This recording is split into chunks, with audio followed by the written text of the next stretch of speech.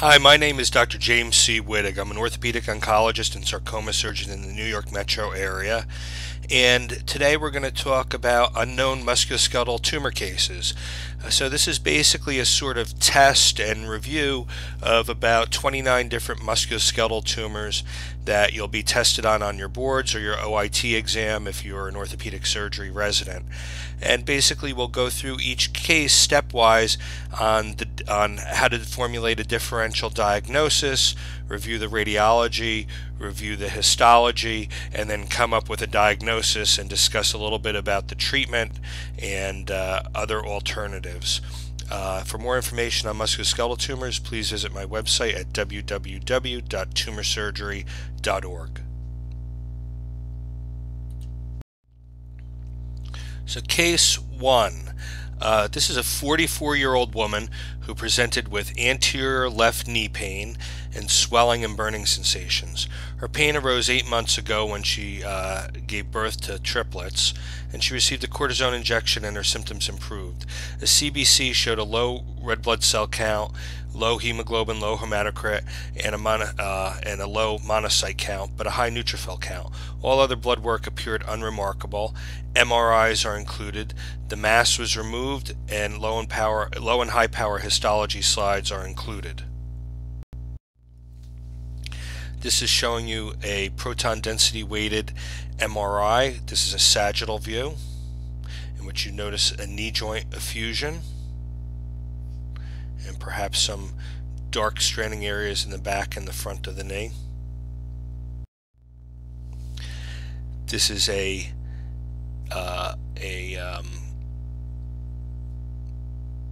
fluid-sensitive sequence in which you see a very large knee joint effusion with some dark areas within it, and also posteriorly.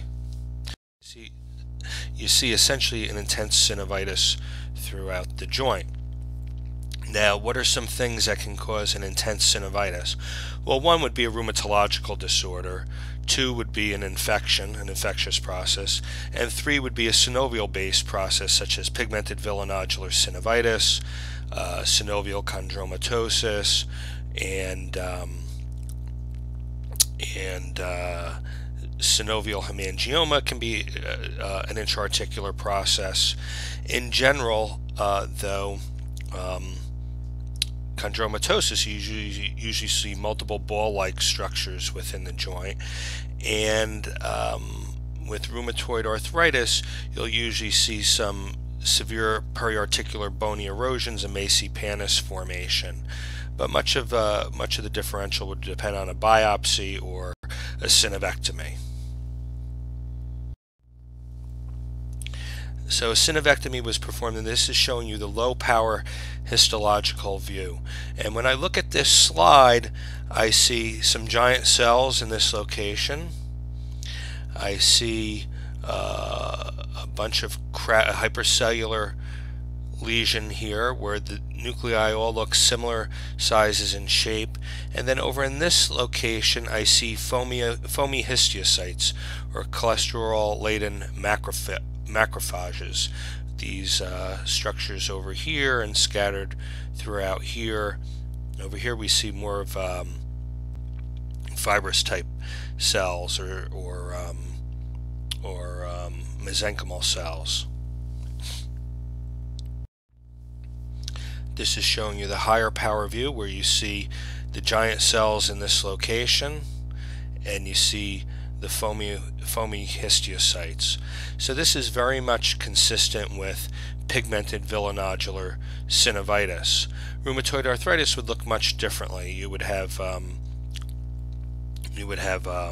essentially small round cells indicative of a lymphocytic infiltration.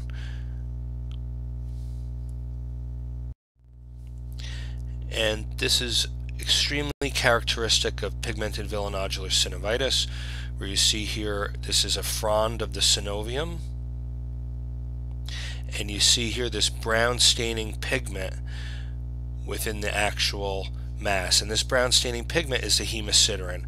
So you look for basically giant cells, benign appearing spindle cells, some fibrous tissue, and fomeohistiocytes and hemosiderin, and having those four together within a synovial frond is indicative of pigmented villonodular synovitis.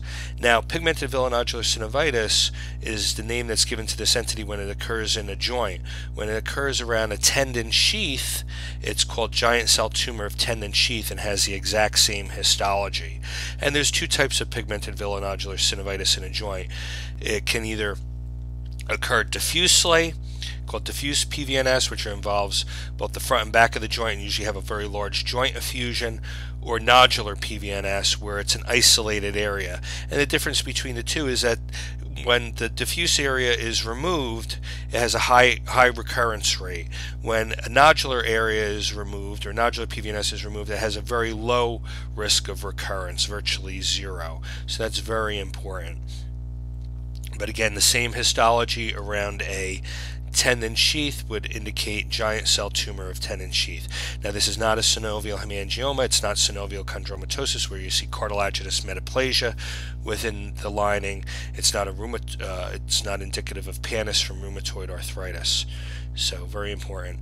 The spindle cells and then the hemosiderin laden macrophages, as well as the fomeohistiocytes. Again, our diagnosis is PVNS. The treatment for, if it's diffuse variety, is radical anterior and posterior synovectomy, which may be staged. Some patients may be given radiation postoperatively to reduce the risk of local recurrence. In terms of nodular PVNS, the treatment would be excision.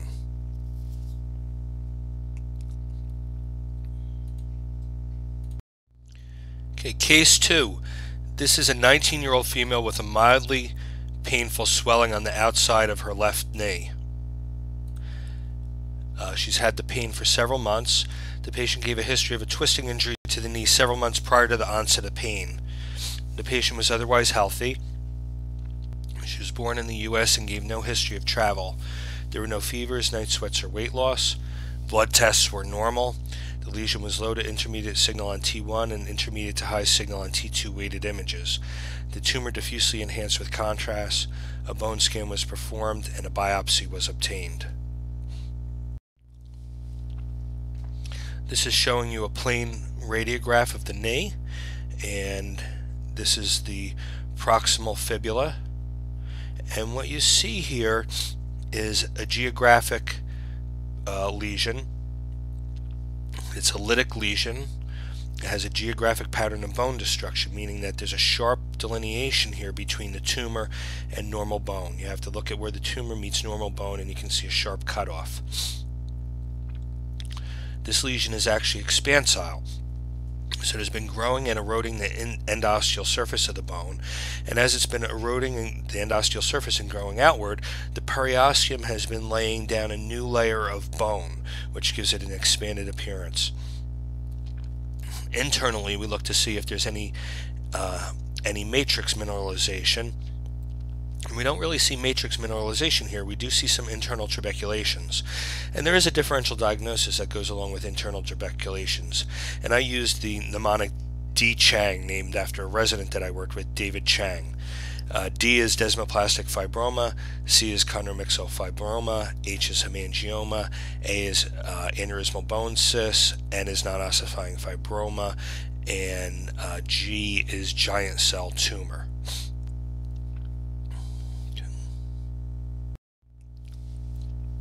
Here's a CAT scan just confirming a geographic lesion and that there's no matrix mineralization, and that you see this eggshell rim of periosteal new bone formation around the mass. Okay, benign tumors can destroy the cortex and extend into the soft tissue, but usually the periosteum remains intact around it. Malignant tumors extend into the soft tissues, but usually the periosteum does not remain intact around it. Again, this is a CT axial section showing you the mass and showing you no mineralization within it, and showing the eggshell rim of periosteal new bone formation.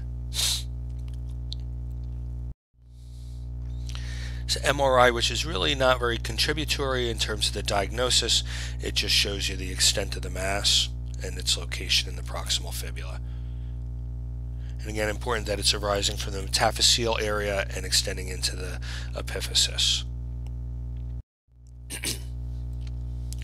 T2 weighted or fluid sensitive sequence, which shows heterogeneous high signal intensity.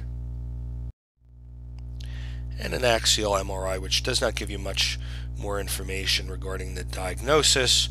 It does show you that the periosteum is intact and there's some minor swelling around it. This is an MRI with gadolinium, and you can see that the mass does diffusely enhance. So it is not a cyst in nature, it's not cystic in nature. Some tumors will have aneurysmal bone cyst changes, some benign aggressive tumors, namely giant cell tumors, aneurysmal bone cysts, and actually chondroblastoma and osteoblastomas can undergo aneurysmal bone cyst change, which can be detected with an MRI, T2 weighted MRI, which you'll see fluid levels, or an MRI with gadolinium, and you do not see that in this case.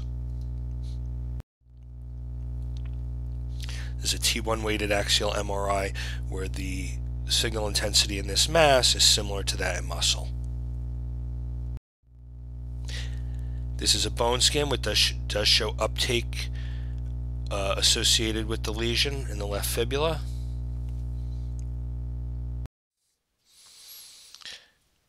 This is a low power view of a biopsy sample of a giant cell tumor, and this you can see on this that there are giant cells that are scattered throughout the specimen. They're almost evenly distributed, and then in between the giant cells it's a little bit difficult to make out on this low power view, but they're mononuclear cells, and the nuclei, as you will see on a higher power view, look exactly like the nuclei in the giant cells.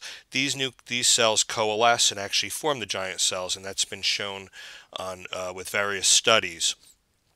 And it's important for differentiating a giant cell tumor from other types of tumors that can have giant cells within them, such as an osteoblastoma or a chondroblastoma, or an aneurysmal bone cyst. The cells in between the giant cells of an aneurysmal bone cyst are more spindle-shaped. They do not look like the nuclei do not look like the nuclei within the actual giant cells, as the giant cells, for instance, in aneurysmal bone cyst, are really reactive giant cells. They're not formed from the actual cells coalescing in that area. But you can see that these giant cells are sort of evenly scattered throughout, and with a population of mononuclear cells in between, which is very characteristic of a giant cell tumor.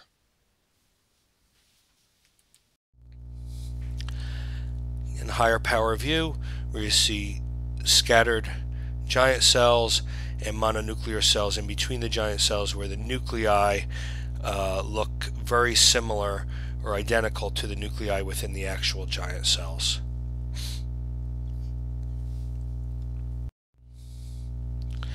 And here is a high power view of a giant cell tumor, where you have the nuclei in between the giant cells and the giant cell here, and you look at these nuclei, the mononuclear cells, and they look identical to the nuclei within the giant cell.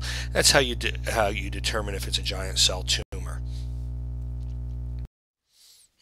Okay, and the diagnosis of this entity is a giant cell tumor of the proximal fibula.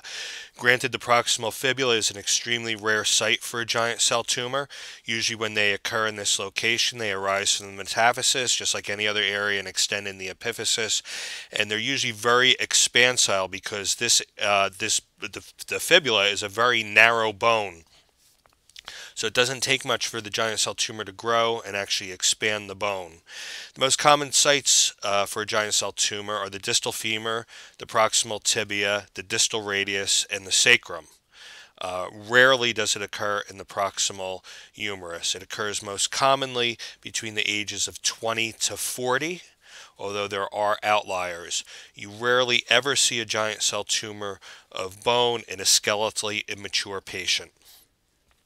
The Giant cell tumors are considered benign tumors. However, a small percentage of cases can actually metastasize to the lungs or show up in the lungs. Nobody knows if it's truly a metastasis or if it's from mechanical manipulation of the tumor. And these tumors have a variable biological course. Some of them may remain the same, some of them disappear, and some of them progress over the course of time and can lead to death. It's more common for a tumor to show up or metastasize in the lung that's already a recurrent tumor. Giant cell tumors are benign, aggressive tumors. They destroy bone. They grow aggressively. They need to be treated. They are very active tumors. Simply curetaging them or scooping them out of the bone leads to a local recurrence rate of about 60%. If you also shave the tumor down with a Midas Rex burr, it decreases the recurrence rate to approximately 20 to 30%.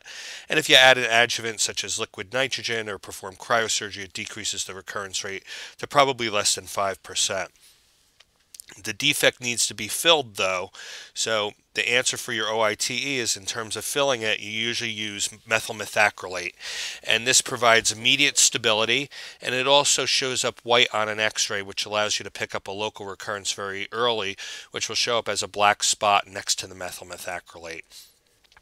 Now, in terms of this tumor, the fibula, where it's pretty much destroyed the entire proximal fibula, and since the fibula is an expendable bone, the treatment for this would probably be a wide resection of the proximal fibula, and then you reconstruct the lateral ligaments of the knee by tacking the biceps femoris and the lateral collateral ligament down to the proximal tibia. Patients have virtually normal knee range of motion and knee stability afterward. But I don't think that it would be prudent to perform a curettage of this and bone grafting and perform cryosurgery in this area, and particularly in the area where the peroneal nerve exists. You're probably best off resecting this tumor. Okay, case 3 is a 15-year-old male with pain in the right tibia for 6 months. The mother noticed that the child had a bowing deformity of the tibia for many years. X-ray and T2 weighted MRI are shown. Biopsy sample is shown. The biopsy sample demonstrated positive staining for keratin. This is showing you the plain radiograph, and you see a lesion in the diaphysis of the tibia that's centrally located, and it's relatively expansile in nature. The cortex does appear to expand around it, and it's probably a geographic lesion, although don't be fooled by that with this particular entity. Patient's skeletally immature. All important is still skeletally immature. The growth plate is starting to close. Very important. Is there any mineralization within it? I don't see any matrix mineralization. I don't see a hair on end periosteal reaction. I don't see a Codman's triangle. So what are some of the things that can occur in the tibia or in the diaphysis?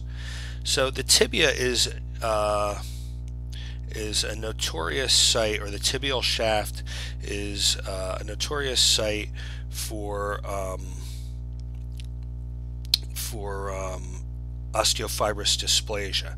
However, osteofibrous dysplasia is usually more localized within the cortex and not involving the entire medullary canal, not expanding the opposite side of the bone. Usually it's fairly well localized into the cortex and may expand into the medullary canal, but usually has a very sclerotic margin around it. And usually that's detected, or usually in the less than 15-year age group. Children will have a bowing deformity associated with osteofibrous dysplasia. Fibrous dysplasia is another entity. It does like the diaphysis of bones, but usually it does not result in an expansile lesion. Usually it does not expand the cortices, and the tumor will have a ground glass appearance, which this does not have on the X-ray. Adamantinoma is another entity which notoriously likes the tibial shaft, and an adamantinoma can have a very similar appearance to this, where it can be expansile, it can involve the medullary shaft, or it may look like osteofibrous dysplasia with an area of lysis or a more extensive area extending into the tibial shaft.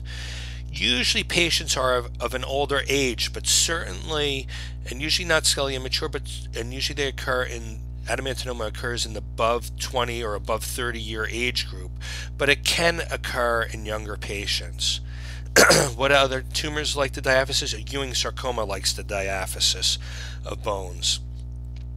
And usually a Ewing sarcoma is permeative in nature. It's not so discretely localized. Okay, so usually it's very permeative. You can't make out where the tumor begins and ends. Usually it will not expand the bone. It will extend through the haversian canals into the soft tissues and be associated with a soft tissue mass around the tumor. There's usually no mineralization in a Ewing sarcoma, but it may be associated with a periosteal reaction like a hair on end or a Codman's triangle, which this is not.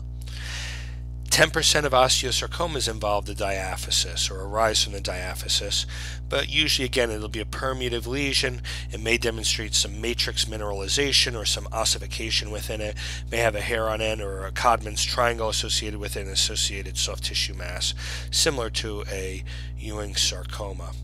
Eosinophilic granuloma can really involve any bone in any location and can have any radiological appearance, so that may also be within the differential diagnosis. And osteoblastoma can also involve any bone, any location can occur in the diaphysis. It's usually a geographic lesion and it can expand the cortex. It may or may not demonstrate matrix mineralization. About 30% of cases will on a CAT scan. So I think that gives us a very broad differential here. To look at, we'll have to look at further at some further radiological imaging or more advanced imaging, as well as the biopsy. This is showing you the lateral view, just again showing you how the tumor is not confined to the cortex. It extends into the medullary canal, involves the opposing cortex, somewhat expansile in nature, but there's this bowing deformity that's been present, suggesting that something has been going on for a long time or since birth. This is an MRI which delineates more of the local extent of the disease. It does not really help us that much in terms of the differential diagnosis, other than showing us the dimensions of the disease and the length of the bone involved. Okay, this is low power histology or intermediate power histology from a biopsy sample taken from this lesion. And what you see is a biphasic tumor. The tumor has a spindle cell area as well as these little nests of cells that look epithelial-like. Okay, so you have the spindle cell areas and the epithelial cell areas. And this is very much consistent with an adamantinoma. Okay, adamantinomas will stain positively for vimentin as well as cytokeratin. The cytokeratin will highlight these epithelioid nests of cells.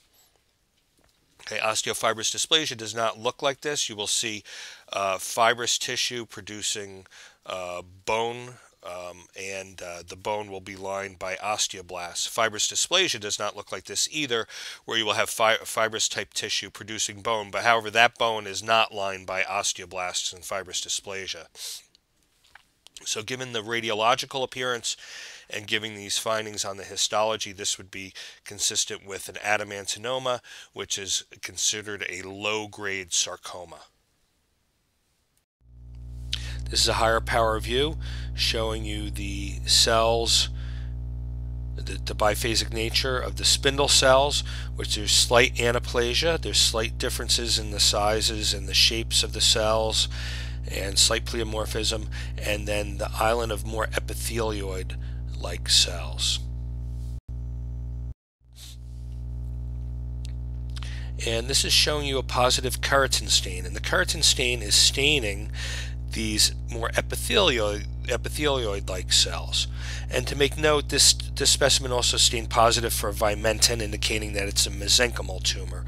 But the cells, it's the spindle cells that's seen positive for the vimentin, and these are the islands of more epithelioid-like cells. And this is very highly characteristic of the radiographs combined with the histology of an adamantinoma. An adamantinoma is a low-grade malignancy. It may metastasize 15% of the time. It's treated with surgical resection and reconstruction. There's no chemotherapy or radiation that's indicated for it.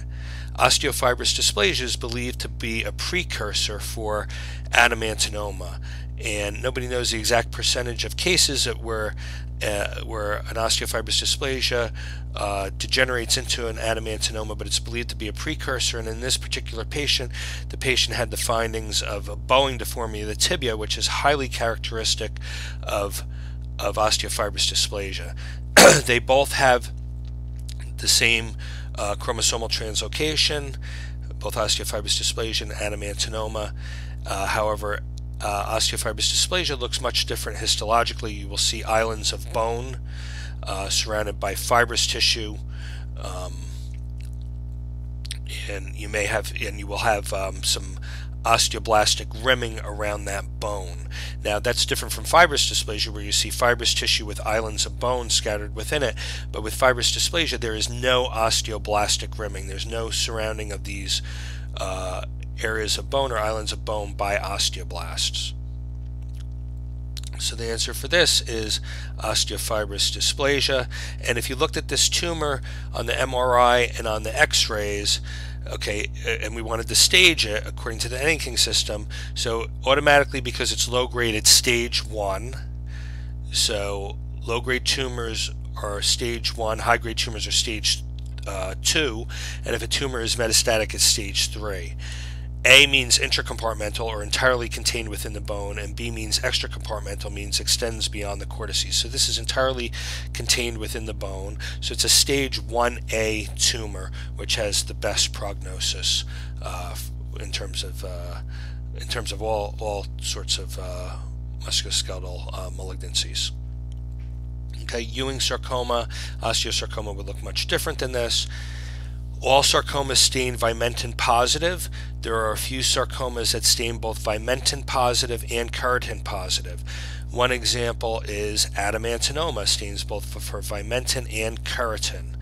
Okay, in terms of soft tissue sarcomas, synovial sarcoma and epithelioid sarcoma stain for both vimentin and keratin. Okay, cytokeratin is an epithelial marker, or typically a marker for a carcinoma, such as lung cancer, breast cancer, kidney cancer, thyroid cancer. But in these selected circumstances, these sarcomas stain usually positive for both. And this slide is just showing us the diagnosis as it being an adamantinoma of bone. Case 4. This is a 63-year-old female with progressive pain in the left thigh. So as soon as you hear above the age of 40 or 50, think Mets, myeloma, lymphoma. Those are far more common than any sarcoma. Then in terms of your most common sarcomas of bone in this age group, the chondrosarcoma would be the most common, followed by MFH of bone, also called UPS of bone, undifferentiated pleomorphic sarcoma of bone, and also fibrosarcoma of bone. So those would be your 3 most common primary cancers of bone in this age group. So 63-year-old's left hip pain. So what you see here is a lytic lesion in the proximal femur. The proximal femur is one of the most common sites for metastatic disease.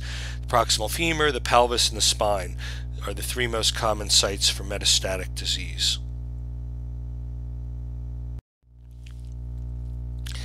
Here's a lateral x-ray and an AP x-ray, and again a punched out lytic defect in the proximal femur. Okay, it could be Mets, myeloma, lymphoma, probably not a chondroblastoma, a chondrosarcoma, because there's no mineralization and it does not have the features of a chondrosarcoma. There's no thickening of the cortex, there's no extra osseous extension. Could be an MFH, could be a fibrosarcoma of bone, but usually they have more cortical destruction and more extraosseous extension. This is also a very high-risk area. The subtrochanteric area is an area where all the forces travel through the bone and become concentrated, and before they reach the hip, and very high risk for pathological fracture if there's any endosteal erosion or cortical destruction. This is showing you an MRI of both the right and the left femur, and there's some marrow changes here in the more distal aspect of the femurs, but you have this high signal lesion on the T2 weighted image, or on the STIR image, fluid sensitive image, and on the T1 weighted image. And it really just shows you extent. It does not give you any, it doesn't really help you much with the differential diagnosis. Here's a CAT scan of the upper part of the femur, and it's showing you partially the lytic lesion in here where there's been marrow replacement by tumor. A biopsy was performed, and this shows you the biopsy. And what you see here is a small round blue cell tumor. So do you see a metastatic carcinoma? You really don't see cells that look epithelioid in nature. You don't see glandular formation. You don't see, let's think about the most common, lung, breast, prostate. None of that, it doesn't appear to be similar to any of those types of tissues. So small round blue cell tumor in this age group, you're going to be thinking myeloma or lymphoma. Now myeloma has usually a monotonous population of cells. The cells all look similar to this. Okay, all these cells look similar in size and shape. Lymphoma has cells of different sizes and shape because that you have most lymphomas are large B cell lymphomas. You'll see the large B cells, and then you'll see an infiltrate or reactive infiltrate of other inflammatory cells. So your lymphocytes, plasma cells, neutrophils, you'll see a mixed infiltrate. So you'll see cells of different sizes and shapes with a lymphoma, but myeloma, they're all very uniform. And what you're going to look for are plasma cells. So you're going to look for the clock face nuclei and cytoplasm with a perinuclear halo. And you have to look very closely at the individual cells. But if I gave you a multiple choice question and it was breast cancer, lung cancer, myeloma, or lymphoma, based on looking at this histology, you would call this a myeloma. And myelomas usually present radiologically as a punched out lytic defect. Again, our rules about tumors being geographic, permeate, or Vermothian don't necessarily apply in the above the 40 age group, as there can be some malignant tumors that can have a benign appearance or geographic appearance, such as myeloma, such as lymphoma, in that above the 40-year age group. Again, showing you another histological view where you see small round blue cell tumor. There's all cells, there's no matrix, and it's a monotonous population. The other small round blue cell tumor where there's a monotonous population of cells is Ewing sarcoma. However, this is a wrong age group for a Ewing sarcoma, and the cells are almost completely nucleus with a Ewing sarcoma. There's very little cytoplasm, and the nuclei do not look like the nuclei of a plasma cell. Again, a higher power view. Here's a cell here where you see somewhat of a clock face nuclei, but the perinuclear halo you want to notice. See all this chromatin, clumped chromatin around the nucleus. Again, here's a cell with a perinuclear halo. You have to look very closely at these cells. The nuclei should be eccentric with some cytoplasm around it, a perinuclear halo, and a clock face nucleus. So the diagnosis here is multiple myeloma, and actually we don't know if this is truly multiple myeloma or plasmacytoma because we've only looked at one area. But multiple myeloma and plasmacytoma are plasma cell dyscrasias, meaning that they are cancers that develop from the plasma cells, which are the antibody secreting cells in the body. and it usually occurs in a population above the age of 50. Radiologically, it usually presents as multiple punched out lesions. If it's the multiple form, punched out lesions of bone, they could almost have a deceptively benign appearance. The proximal femur, the pelvis, and the spine are the most common sites of origin, as this is where the red marrow normally exists in an adult patient, and where you would normally find your plasma cells. Now, patients who are diagnosed with myeloma undergo usually a bone marrow biopsy. They undergo laboratory testing, serum protein electrophoresis, urine protein electrophoresis.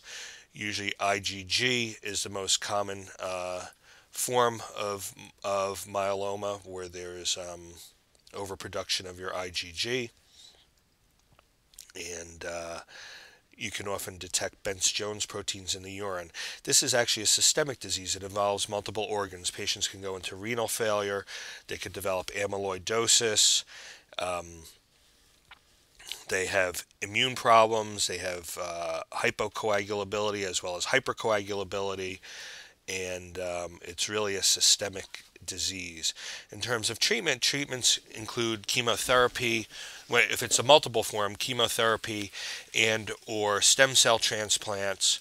Surgery is usually reserved for fixation of impending or actual pathological fractures, and radiation may be indicated for patients with painful lesions which are not considered impending for fracture or have not actually resulted in a fracture.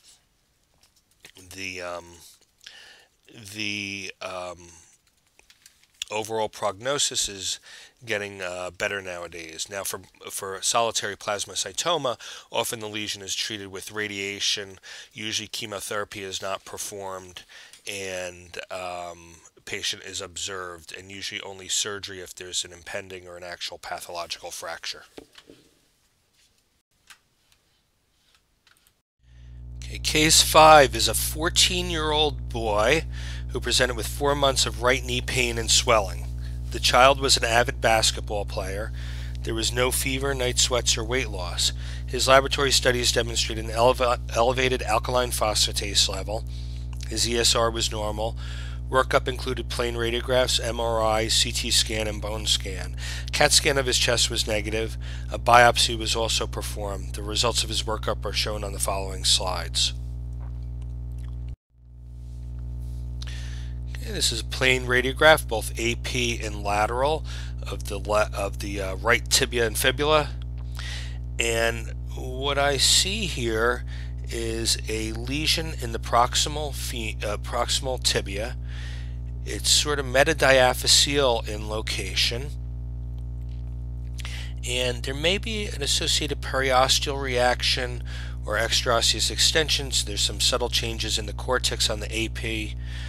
On the lateral, there's some subtle changes in the cortex, but then down here you have this fluffy cloud-like density or mineralization within the tumor. And one would, based on this mineralization, then looking fluffy and cloud-like, this looks more like ossification. And one would probably place this into a bone-forming tumor category, or possibly a cartilage-forming tumor category, but more likely a bone-forming tumor category.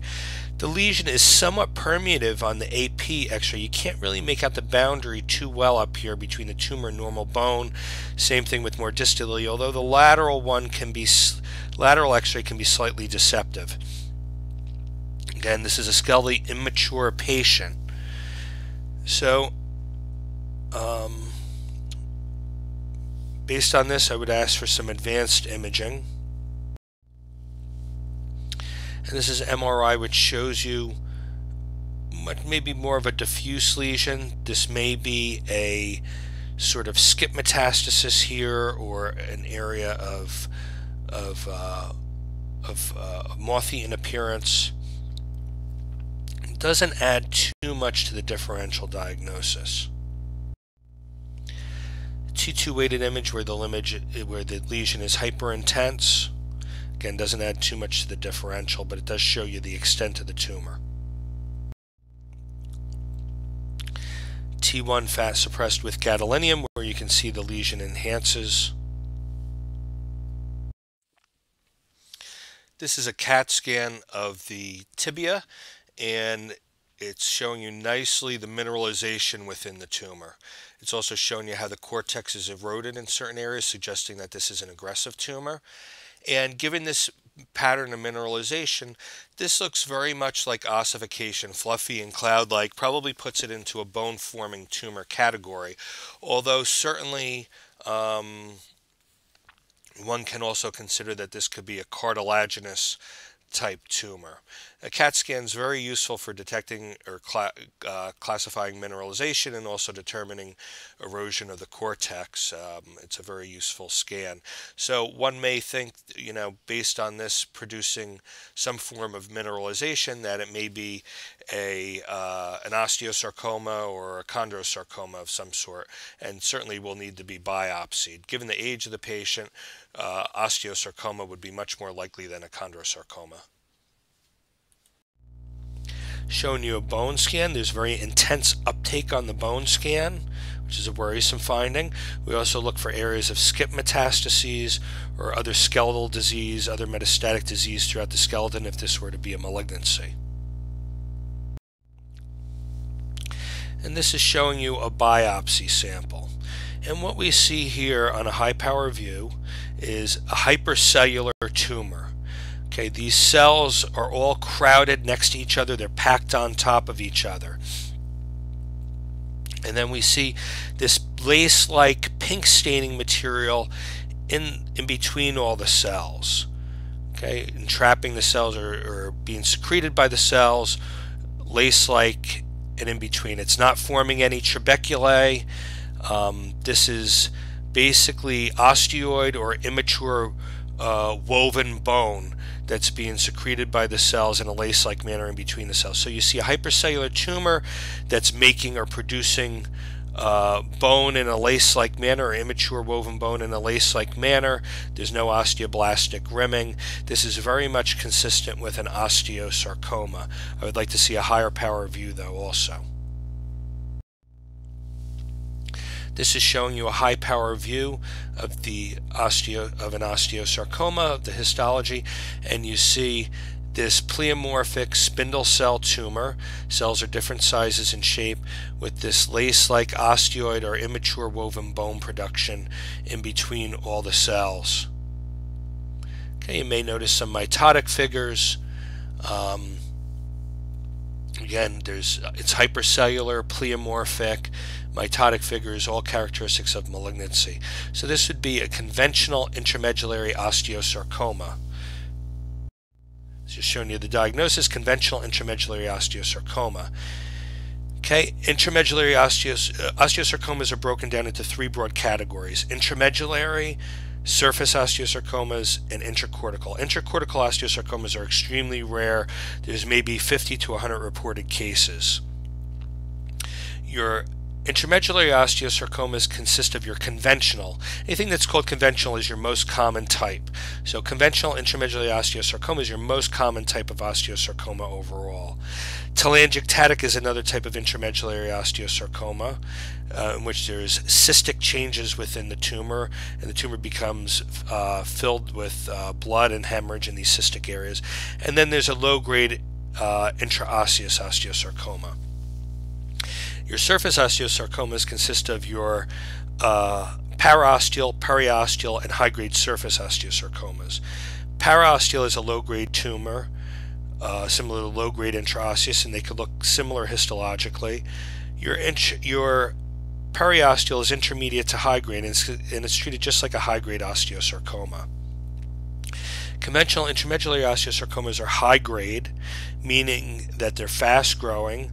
They metastasize in a high percentage of cases, so 85 to 100% of the time it metastasizes, and it's treated with chemotherapy and surgery. Usually chemotherapy is administered as preoperative chemotherapy followed by surgery followed by postoperative chemotherapy, or neoadjuvant chemotherapy followed by surgery followed by adjuvant chemotherapy. Preoperative chemotherapy has the advantage of killing the tumor, making it more easily to remove it with preservation of more soft tissue. The type of surgery that's usually performed is usually a limb-sparing surgery, which a radical resection is performed, and the area is reconstructed with usually some form of a joint replacement or some form of a tumor prosthesis, although there are other alternatives. Amputation is usually reserved for tumors that cannot be resected safely. So tumors that are wrapped around the neurovascular structures, a fungating tumor, an infected tumor, or a tumor that's maybe been inappropriately biopsied and has resulted in contamination of the entire leg or extremity where it cannot be preserved. The most common sites of origin of a conventional osteosarcoma are the distal femur, the proximal tibia, and the proximal humerus. The most common age group for this to occur in is the 10 to 20 age group. Most of them arise from metaphysis. 10% of them arise from the diaphysis. Radiation is generally not indicated in the treatment of an osteosarcoma. If you think about all the types of osteosarcomas, all the types of osteosarcomas are treated with preoperative chemotherapy, surgery, and postoperative or adjuvant chemotherapy. The only exceptions to this are paraosteal and low-grade intraosseous osteosarcomas, which are treated with a wide resection and usually not treated with any form of chemotherapy or radiation because they are low-grade tumors. They are slow-growing. They rarely metastasize, or they metastasize in a very few percentage of cases. So as a general rule, you would answer for those types of tumors in terms of treatment, surgery alone, consisting of a radical or a wide resection and reconstruction, and for the high-grade tumors, preoperative chemotherapy, surgery, either surgical resection or amputation, radical resection and reconstruction, or amputation, followed by postoperative or adjuvant chemotherapy. Overall, there's a 65% 5-year survival rate with conventional intramedullary osteosarcoma in patients who present without metastatic disease. Patients who present with metastatic disease, the survival rate drops to 15% 5-year survival. And the most common sites of metastases are to the lungs and to the bones. So CAT scan of the chest and whole body bone scans are indicated in the workup of the tumor. Most conventional osteosarcomas extend beyond the bony cortices and form a soft tissue mass. Approximately 95% of the time that's the case. So if you were going to stage a person who did not have metastases, the most common presentation for an osteosarcoma, conventional osteosarcoma, is a stage 2B. Stage 2 is high grade. B means extends beyond the bony cortices or extra osseously or extra compartmentally, and stage 3 would be a patient who presented with metastases. But most common is stage 2B.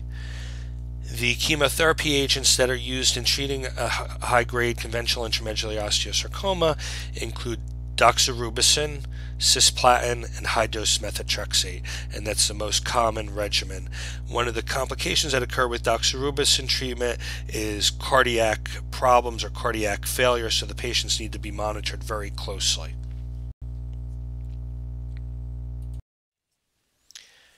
Okay, this is case number 6. This is a 50-year-old male who is left-hand dominant, who presented with a mass overlying his left anterior elbow joint.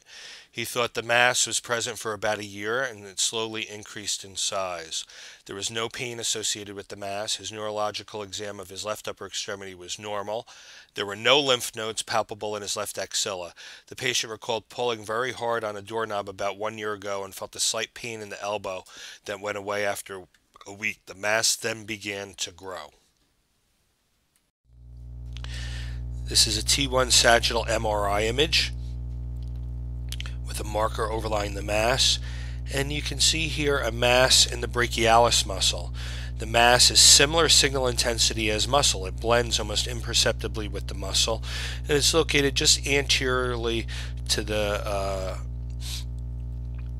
proximal radius or to the joint. This is a T2 weighted MRI image showing you a very high signal in the mass, almost homogeneously high signal intensity. The The mass is somewhat oblong or cigar shaped. It's located directly in front of the joint. On this view, you do not see any direct communication with the joint. It's arising from the brachialis muscle. Given this MRI appearance, I would say the differential is between is basically that of a myxoid neoplasm, both benign and malignant. Certainly a ganglion cyst can be considered, although you do not make a direct there's no direct connection with the joint, and it's within the brachialis muscle and it's adjacent to the joint. So different types of myxoid neoplasms. Benign variety would be a myxoma. Cancerous variety would be myxoid liposarcoma, myxoid malignant fibrous histiocytoma, or myxoid MFH.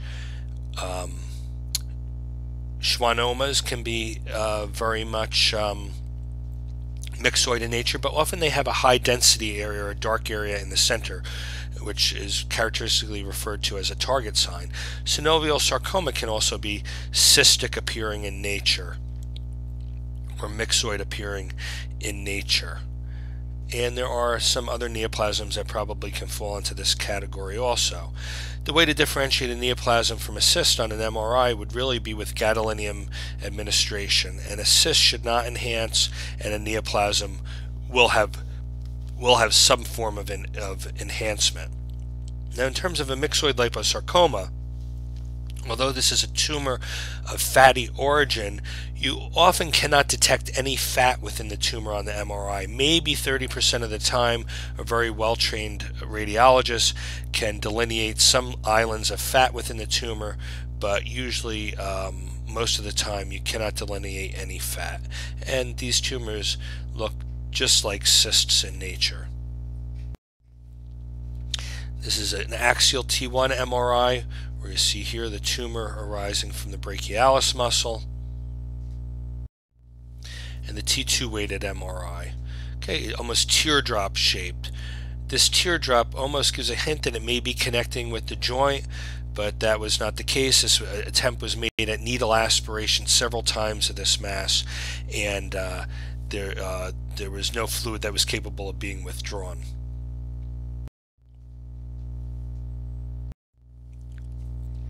T2 coronal MRI. And this is showing you the biopsy sample. And what we see here is a spindle cell tumor with a bluish colored matrix. This is a myxoid matrix, and you see these long vascular, staghorn vascular channels throughout it, and little areas where there's fat or lipoblasts. So this should put it into a fatty category. These are fatty areas. Okay, a little difficult to see on the low power. You need a high power view, but there's scattered fat indicating that it's a tumor of fatty origin, and myxoid tissue. So this would be very much consistent with a myxoid liposarcoma. This is a higher power view of a different area of the mass, but you see here these fatty vacuoles indicative of a tumor of fatty origin. The vacuoles are different sizes and shape. They're not uniform. Different sizes and shape is more indicative of malignancy. And then you have these spindle cell areas with myxoid tissue in between, which is this bluish staining material. Now, why does a T2 weighted MRI show such high signal intensity? Well, T2 MRIs demonstrate fluid, and fluid shows up bright on a T2 weighted image. The myxoid nature means that these tumors are producing a mucinous substance, or a mucus, which has mucopolysaccharides within it, and the sugar moieties hang on to water or attract water, and that's why these look so bright on a T2 weighted image. Again, so you're looking for fat admixed with myxoid tissue. Okay, and this would be a myxoid liposarcoma. Again, a higher power view, you can see the fatty vacuoles in this area and the more myxoid spindle cell areas in between. This is an area which is almost purely mucinous with some little areas of fat. These are little signet ring cells.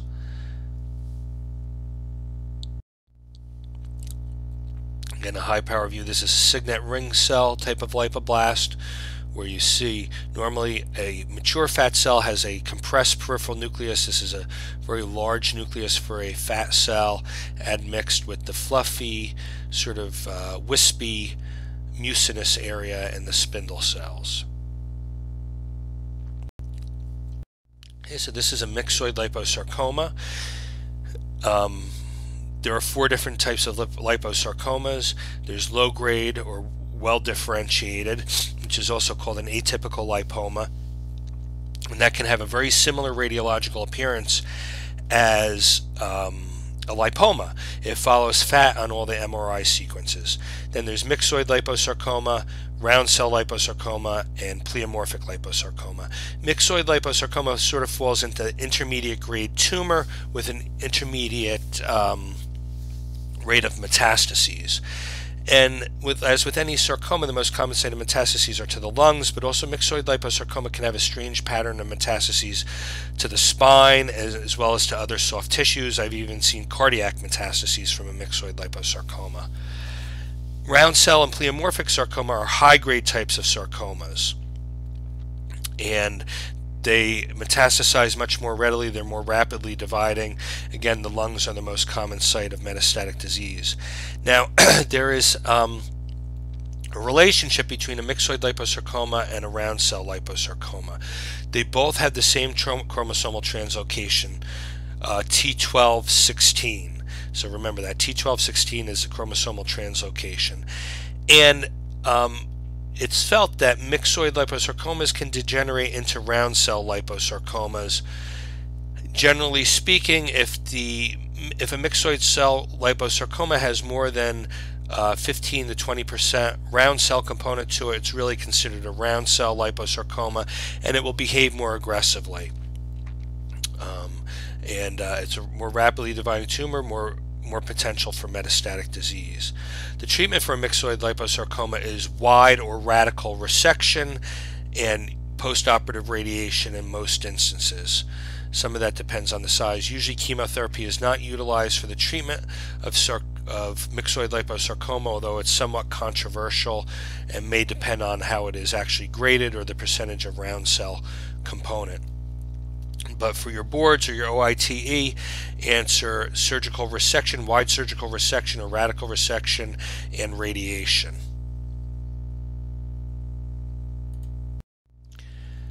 Okay, this is case 7. This is a 14-year-old female basketball player who presented with 3 months of pain in her right shoulder. Pain initially started as a dull ache and progressively worsened. Over the past 3 weeks, there's been swelling in the shoulder. There have been no fevers. The patient reported slight relief of the pain after taking ibuprofen. On physical examination of the right shoulder, there was mild swelling and mild restricted range of motion. This is a plain radiograph of the shoulder, and what we're seeing here is a lytic lesion in the epiphysis of the proximal humerus. Okay, the lesion appears to be fairly well circumscribed on this X-ray, and on this isolated AP view it does not appear to penetrate the cortex. But I can't tell if there's any mineralization within the tumor, and I really don't see any periosteal reaction around the bone. Now, this is an epiphyseal tumor, so there's a differential of epiphyseal tumors. The first thing that should come to mind in a skelly immature patient is chondroblastoma. The remainder of the differential is clear cell chondrosarcoma, eosinophilic granuloma, which can also occur in this age group, a Brody's abscess, which is an infection, osteoid osteoma, osteoblastoma, and intraosseous ganglion. Remember, we're next to a joint, so certainly you can have an intraosseous ganglion develop. And then in an older age group, Mets myeloma and lymphoma can arise in the epiphysis. So that's the differential that you have to know. Chondroblastoma, clear cell chondrosarcoma, eosinophilic granuloma, osteoid osteoma, osteoblastoma, infection / Brody's abscess, intraosseous ganglion, Mets myeloma, lymphoma. This is a T1 weighted MRI, which shows you an epiphyseal lesion. It is extending through the cortex, but it does look like the periosteum is intact overlying the lesion. So somewhat of a benign aggressive tumor. There's some surrounding edema.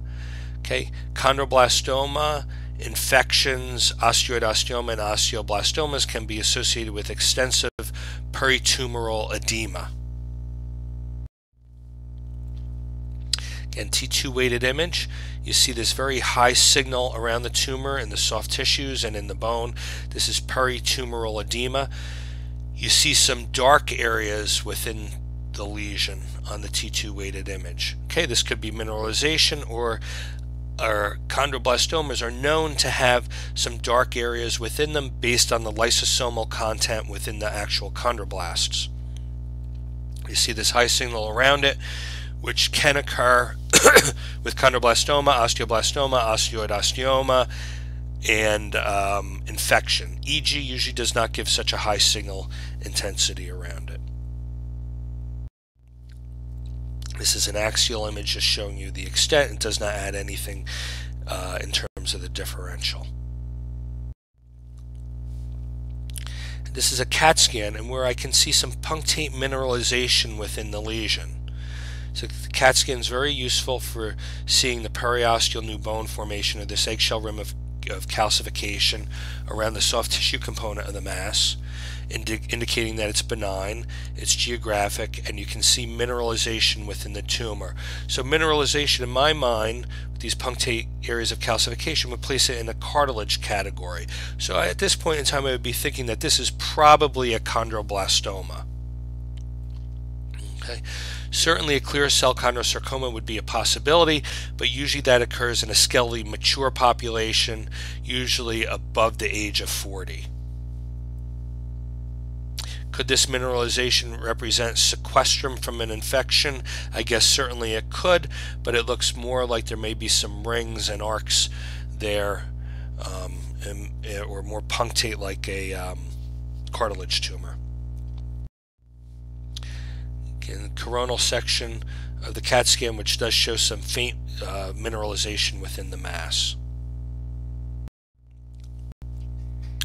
This is a bone scan which shows very high signal on the bone scan. And then this is the gross pathology. So a biopsy or a curettage was performed of this tumor, and nothing very specific on the gross pathology except that it looks like it's come out in sort of a lobular type of manner. Remember, cartilage grows in lobules. Usually cartilaginous tumors grow as lobular growths. This is low power histology. So you do see a hypercellular tumor here. The cells do have a very plump cytoplasm, and the nuclei look similar size and shape amongst all the cells, so a characteristic of a benign tumor. You have a very thick cytoplasmic membrane, and it almost gives the appearance of cobblestones being laid down.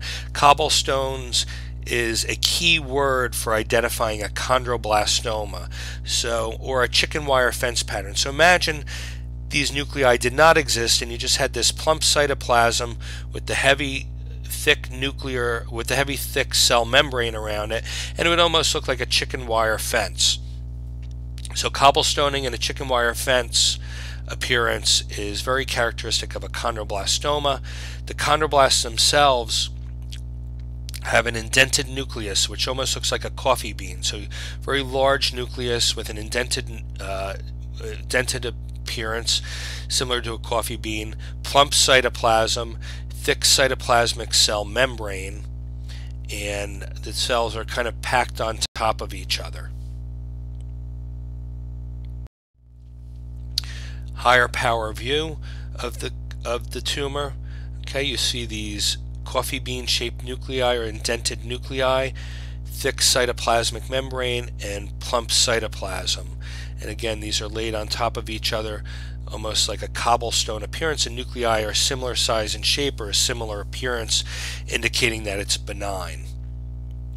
Sometimes these cell membranes will mineralize, and then it will be called a chicken wire pattern, chicken wire fence pattern of calcification or mineralization. And you can demonstrate the mineralization of the membranes with a Van Casa stain. It will stain for the calcium around the membranes, and this gives its characteristic chicken wire fence appearance.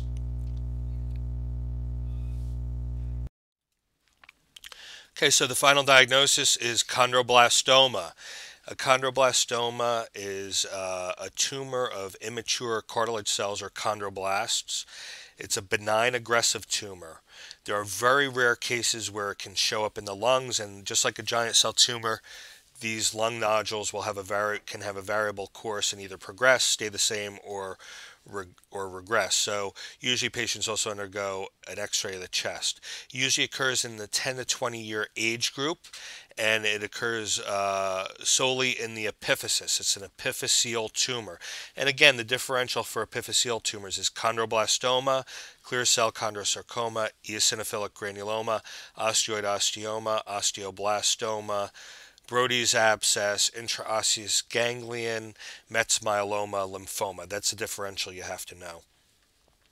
The treatment for chondroblastomas are a curettage and bone grafting, or an intralesional procedure and bone grafting. That's what you answer for your OITE and your boards. Sometimes an adjuvant may be considered because chondroblastomas are benign aggressive tumors. They have a propensity to recur and can occur anywhere from 20 to 40% of the time and destroy additional bone.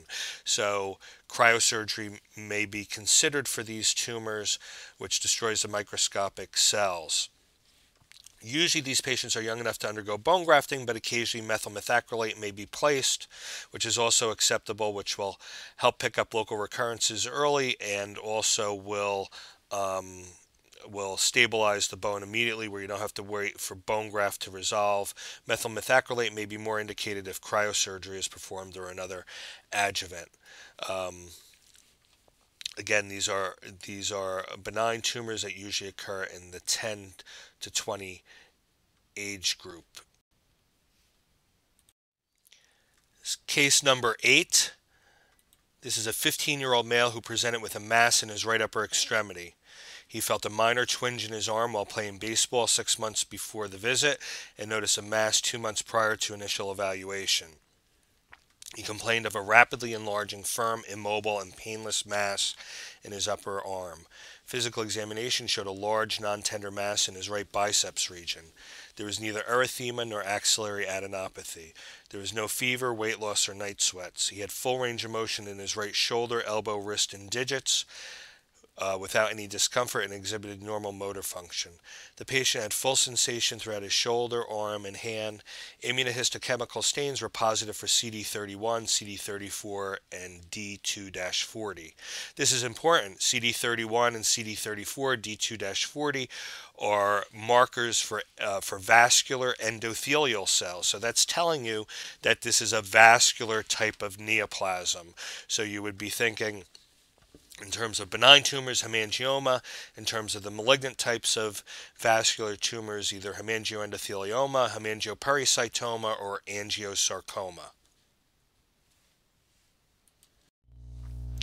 This is showing you T1 weighted MRI, where you see this large mass in the arm.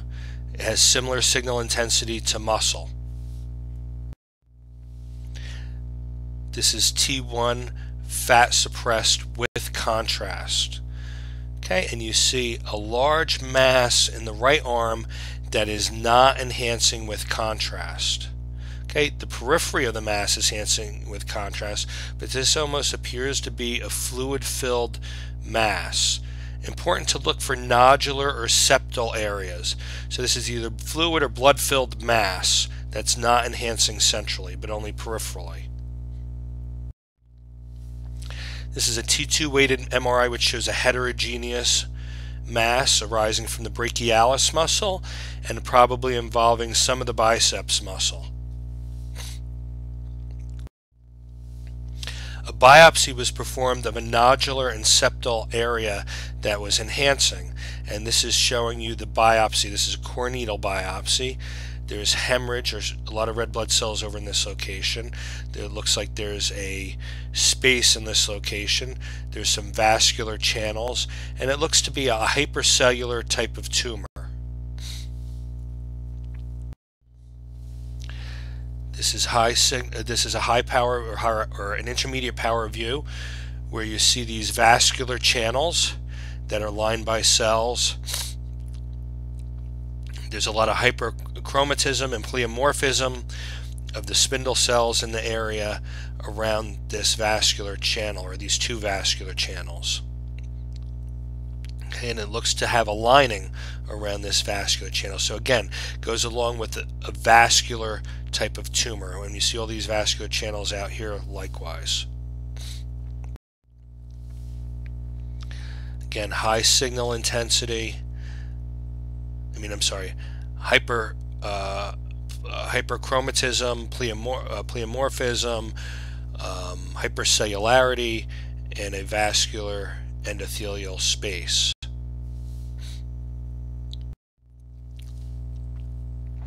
And these are showing you the positive markers, your CD31 and CD34 markers.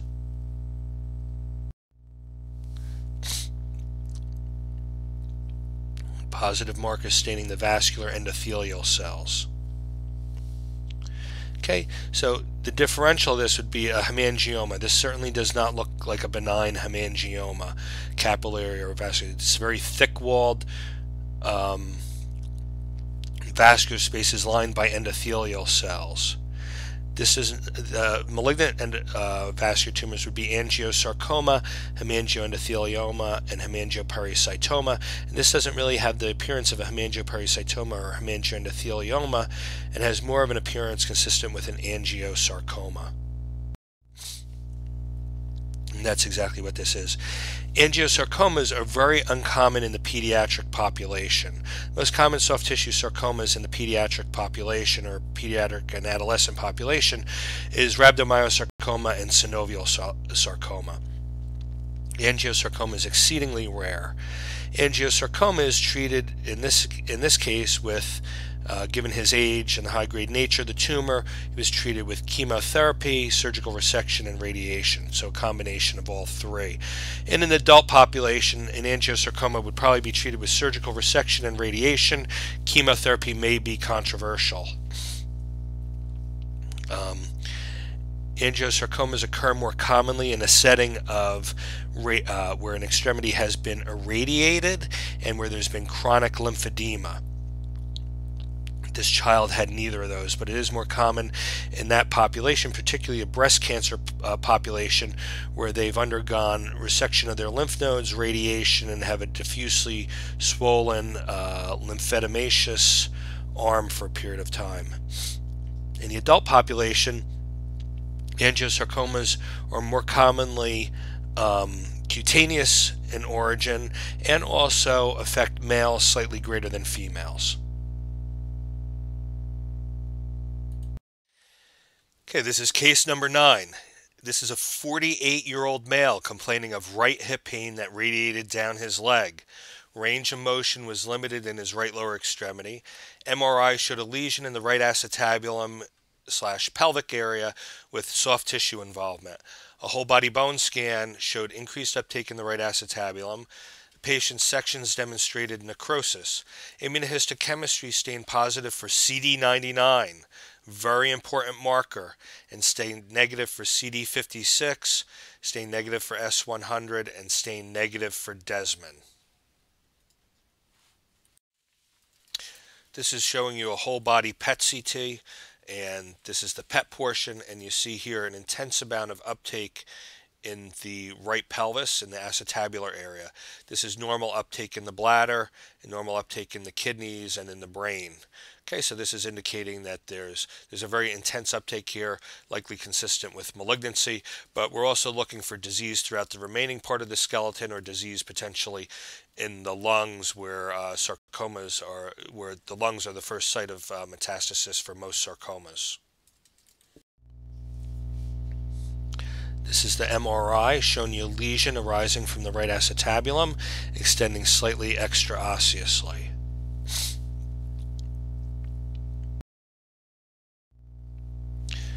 Again, a lesion in the acetabulum with also a very well circumscribed, probably unrelated lesion in the proximal femur.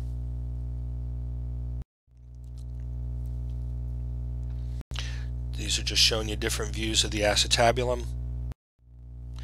And here is a biopsy that was performed. So in the above the 40 age group, the first thing that you think of is Mets, myeloma, lymphoma.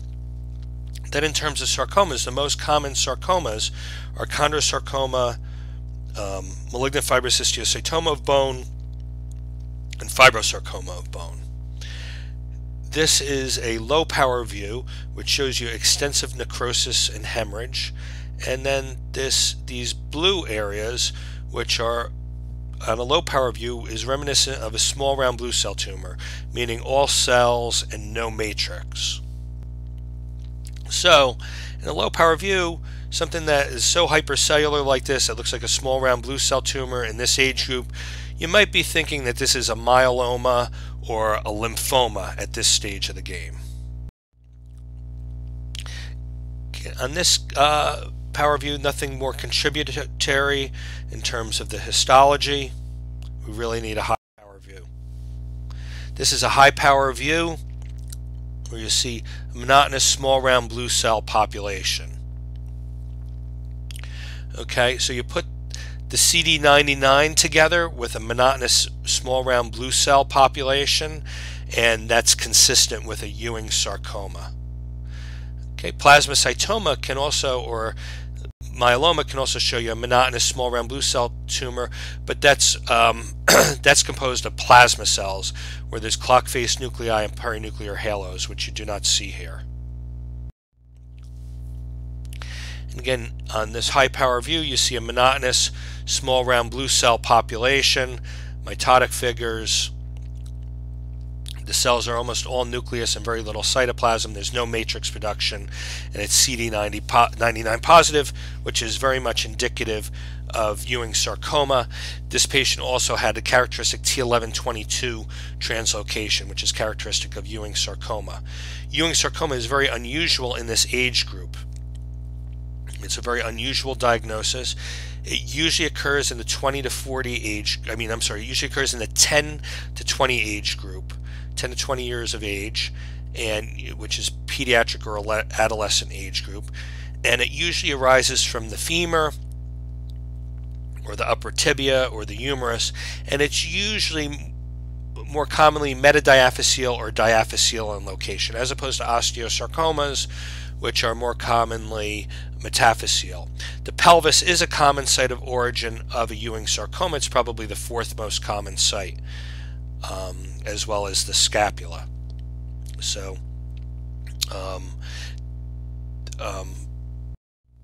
the final diagnosis is Ewing sarcoma in this patient, and again, he was treated with preoperative chemotherapy, surgical resection, and postoperative chemotherapy, which is sort of the standard. Now, in years in the past, Ewing sarcoma was treated with radiation.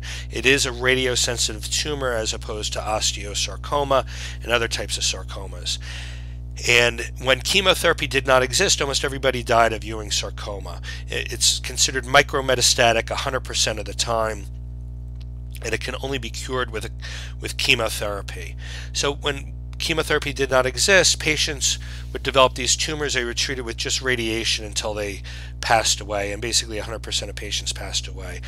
When when chemotherapy came into play, we found that these patients were surviving, but then they experienced complications from the radiation. So we got away from treating Ewing sarcoma with radiation and treating them with chemotherapy, surgical resection whenever feasible, and limb-sparing surgical, followed by postoperative chemotherapy.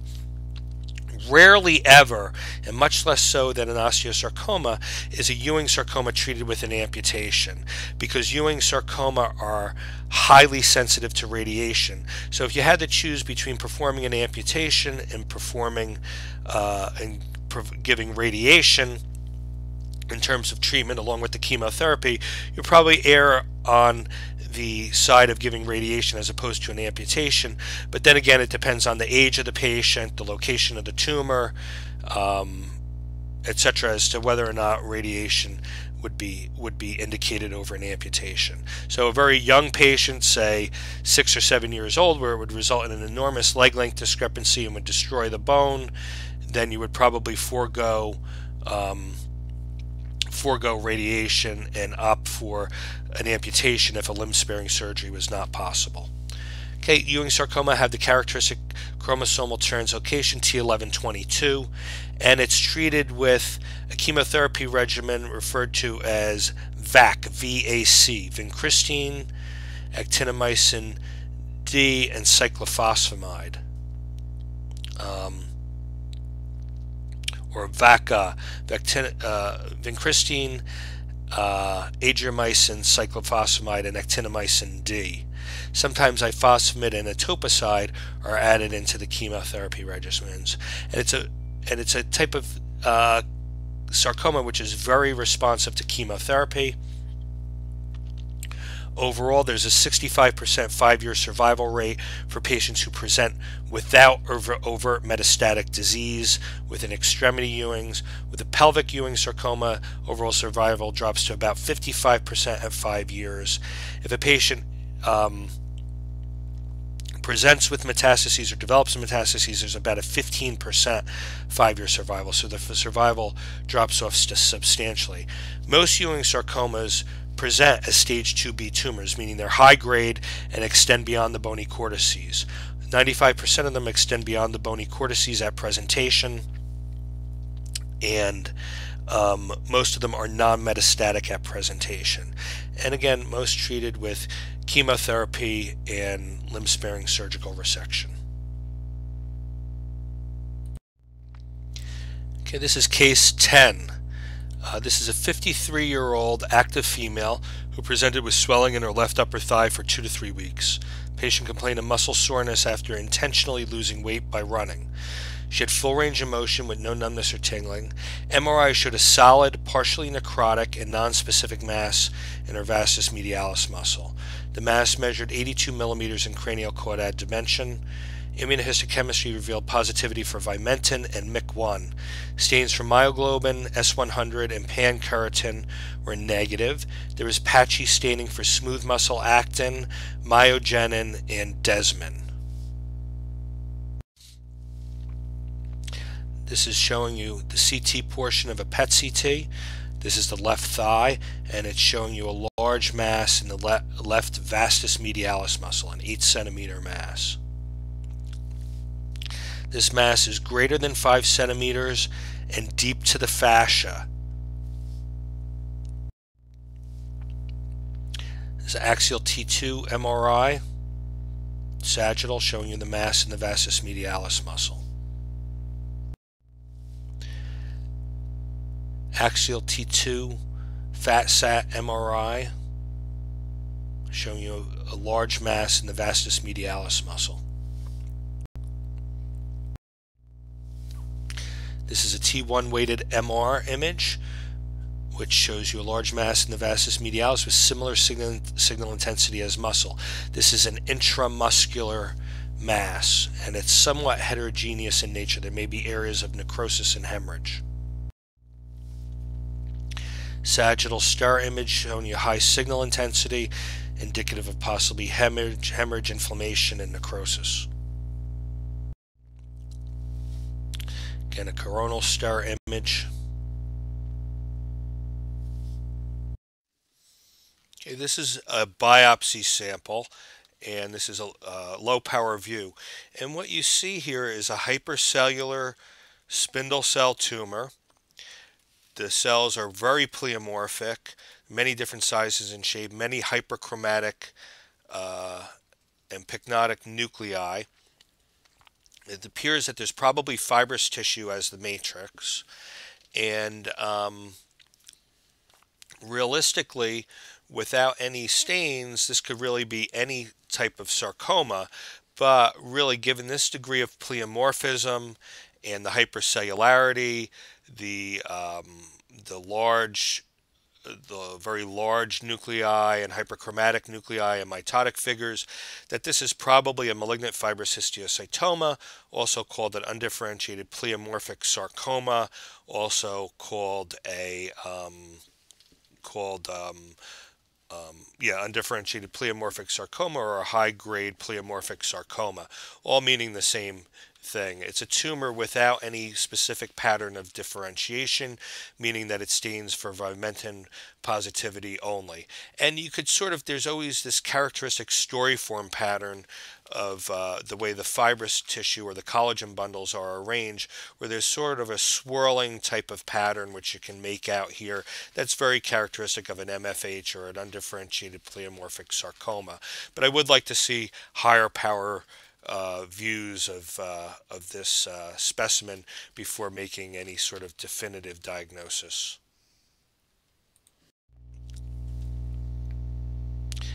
Again, just showing you mitotic figures and cells of different sizes and shapes. And this is your vimentin stain, staining all the cells positive for vimentin.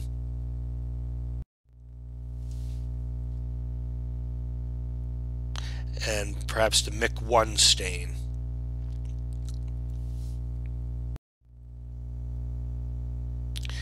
And this is showing you that it is essentially actin negative.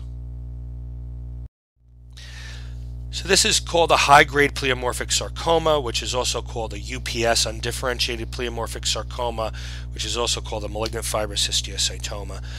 The treatment is wide surgical resection or radical resection and radiation. Chemotherapy may be utilized, although it is somewhat controversial and would depend on the health status of the patient and the age of the patient. So for purposes of your OIT exam or your boards, you would answer high-grade pleomorphic sarcoma for the diagnosis and treat it with surgery, limb-sparing surgery, or wide resection and radiation, or radical resection and radiation. These usually occur in the age group above the age of 50. They're usually most commonly occur in the thigh, and they usually occur in an intramuscular location. They're vimentin positive, but they do not take any other pattern of differentiation, and they do not have any specific chromosomal translocation. It's one of the most common high-grade soft tissue sarcomas. There's always a debate as to whether or not a UPS or a high-grade pleomorphic sarcoma or a liposarcoma is the most common type of soft tissue sarcoma. I want to thank you for listening to this unknown tumor lecture. I hope you were able to learn a lot from it. This is part A of several series of unknowns. Please refer to our other parts B and part C and other parts for additional unknowns and testing yourself, and for a review prior to your board tests or your OITE exams. And for more information on musculoskeletal tumors, please visit www.tumorsurgery.org. Thank you.